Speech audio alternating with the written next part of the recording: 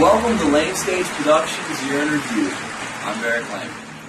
In the next few minutes, we'll review some of 2012's biggest and most noteworthy news stories. Perhaps the biggest news story was the U.S. presidential race. Incumbent President Barack Obama ran against a GOP field that included Mitt Romney, Rick Santorum, Newt Gingrich, and Rick Perry, along with Herman Cain. Of these contenders, Herman Cain was the first to drop out of the race. Mr. Cain dropped out of the race because he's superstitious. You see, a woman came forward who had alleged she had a 13-year affair with Mr. Cain. And Mr. Cain's a firm believer in the theory that a 13-year affair is bad luck for a presidential candidate. After consulting with his wife, Mr. Cain then dropped out of the race.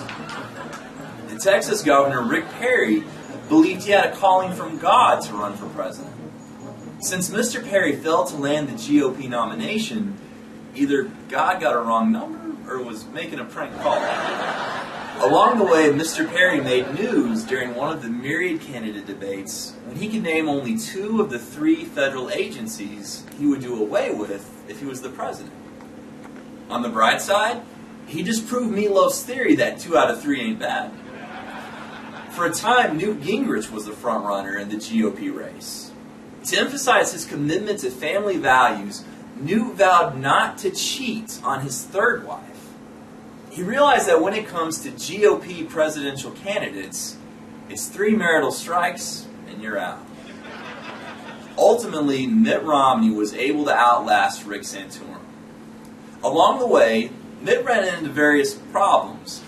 For example, he had a hard time connecting with American workers.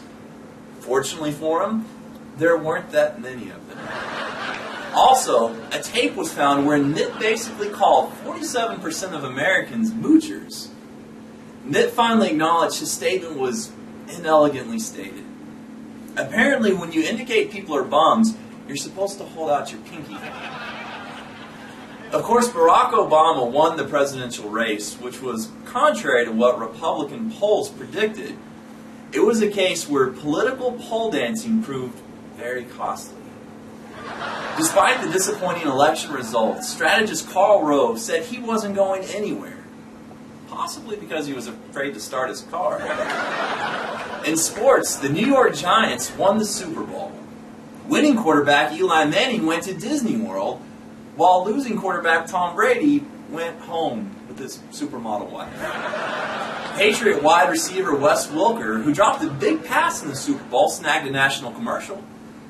Not to say that he choked, but he did get a Depends commercial. In baseball, the San Francisco Giants won the World Series, and the Houston Astros were once again the worst team in baseball.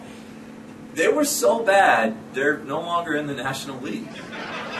In scientific news, scientists found a new planet consisting largely of carbon that's far denser than any other known planet. The scientists theorized that to find something this dense, you'd have to watch an episode of Jersey Shore. In entertainment news, Katie Holmes filed for a divorce from Tom Cruise. Tom was so distraught, he threatened to jump off of Oprah's couch. It was rumored that actresses auditioned for the role of Tom's new wife. It's reportedly a non-speaker. In one of the more bizarre travel stories of the year, French actor Gerard Depardieu ran into legal problems when he urinated in the aisle on a French airliner in front of other passengers. Some reports say Depardieu was drunk, whereas Depardieu says he has prostate problems. The moral of the story: when a Frenchman says, oui, oui, just hide your eyes.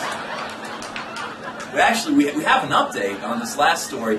Depardieu reportedly wants to leave France because of high taxes and become a Russian citizen.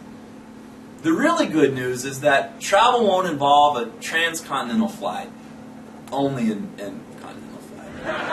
That's the Lamestage.com Year in Review. Check out our website, www.lamestage.com, and look for more YouTube videos on the way.